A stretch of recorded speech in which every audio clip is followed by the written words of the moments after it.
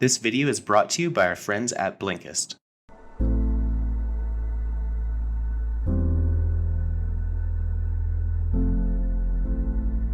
Number one is good brain food. You are what you eat. What you eat matters, especially to your gray matter. Blueberries is I call them brain berries, and avocados and the good fats. They're really excellent. They're very neuroprotective and such, including dark chocolate. So dark chocolate is good. What's good for your mood is generally good for your mind.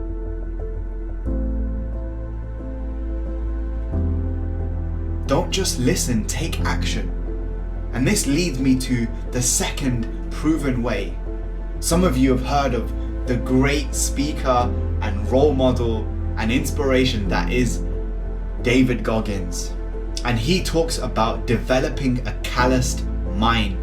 The reason he wakes up at 4 a.m. is he's training his body just like when he's training in the gym, and on his hands he develops calluses from all the pull-ups that he's done, where he's hit the world record. In the same way, I want my mind to know you may have a tactical advantage over me. You may know me inside out. You may try and conquer my weaknesses, but guess what? I'm going to callous myself to that. I'm going to develop such a powerful routine that I'm going to stick to every single day, because there are so many flaws and things I need to change about myself that I'm going to be immune to your tactics, immune to my weaknesses. So develop a calloused mind. Imagine that you are hardening yourself. At 4 a.m. you wake up, it's dark outside. There is nobody else on your street awake. It's cold, it's damp, it's boring, it's not fun. But you know what? I'm the first one up. But you know what? While you were sleeping, I was doing work. And I didn't feel like it, but already by the time 8 a.m. rolls in, and I'm not saying you have to wake up at 4 a.m. No, you don't. But whatever time it is for you that works best for you, you're gonna look around and realize it's 9 o'clock and I've done so much already. My day has been won. And if you start strong, you have a much better chance of finishing strong. Don't leave these things to the last minute. Try and be up when the sun is up. Number 3, put first things first. To live a more balanced life, you have to recognize that not doing everything that comes along, it's okay. There's no need to overextend yourself.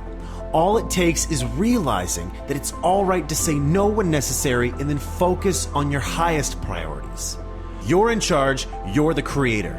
Being proactive is about choice. Habit 3 happens day in and day out, moment by moment.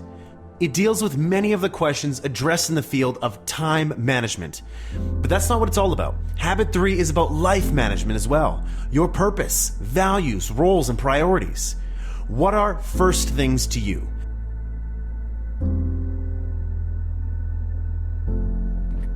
And this brings me to point number 4. Unreal expectations of real life. Understand that what we are getting when we look at people's feeds, when we look at people's lives, we're getting a perfect filtered version of somebody else's life, but not the messy behind the scenes. Because not everybody is sharing vulnerably and authentically, but also realize that there are many accounts on social media that they're companies looking to make a profit. They're companies looking to get paid off of your views and likes. And so when you judge your own life against the friend in your class or the colleague at work, how is that making you feel?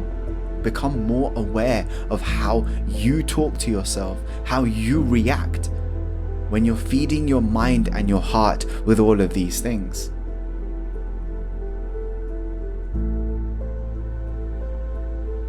And the final tip, set up a non-negotiable agreement. Call your friend and tell them, if I don't do my assignment by next week, I'll give you £100. This is known as a commitment device, because if you commit to nothing, you are going to be distracted by everything.